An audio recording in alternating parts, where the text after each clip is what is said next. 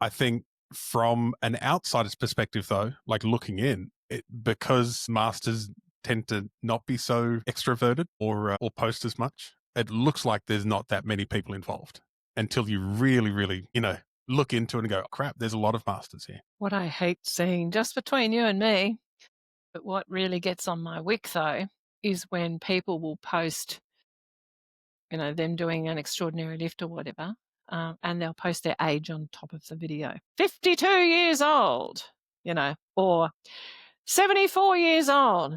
The closest I ever get to doing that is I'll put a hashtag on my post, which is hashtag Masters Powerlifting 60 to 69. And of course, in my bio, it says how old I am. But there is no way on God's earth I'll be posting anything that says, look at me, I'm 66 years old. Isn't this crazy? Well, it gives me that. I don't know why.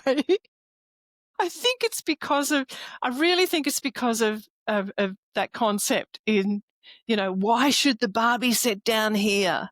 It should be up here. But then again, these people are doing that. I just don't know why they go 52 years old. It's like we lower the bar so we can feel special. When you go, no, keep the bar high. It's still good what you're doing. The only number that matters is the one on the bar. I don't care how fucking old you are. Tell me then, what do you think of the phrase or the sentence starter, not bad for a? Not bad for a woman, not bad for an old person, not bad for a 60-year-old. Again, it's just so it's icky, so patronizing, isn't it? I remember Liz Craven long time ago when she deadlifted 200 kilos for the first time. She said to me, yeah, not bad for, I think she said, and she put a whole lot of qualifiers in. I've gone, 200 kilos is fucking heavy. If you can pull that from the ground, that's just 200 kilos is strong no matter what. Doesn't matter if you're light, heavy, old, young, male, female. 200 kilos is a lot of weight to pick up. And I'd love to see that come through more parts of the sport, that we don't have to put the qualifier and go, oh, this is really good for a under 63 kilo lifter. I go, if it's good, it's going to be good. You don't need the weight class or your age or your gender. Well, the weight class thing, I actually think that's important.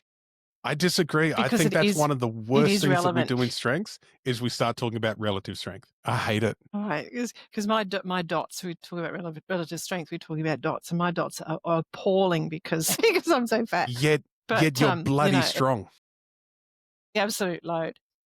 The absolute load, I think, is what matters. But when you've got like a Heather O'Connor, for example, she's a 47 kilo lifter or something, and she's deadlifting 230 kilos. It's like, that is fucking impressive. That is more impressive to me than somebody who's weighs 113 kilos and she pulls 230 kilos. I think anybody that can pull 230 kilos is impressive. Even if it's a 170 kilo guy, I think anybody lifting heavy weights is impressive. So I jump on that.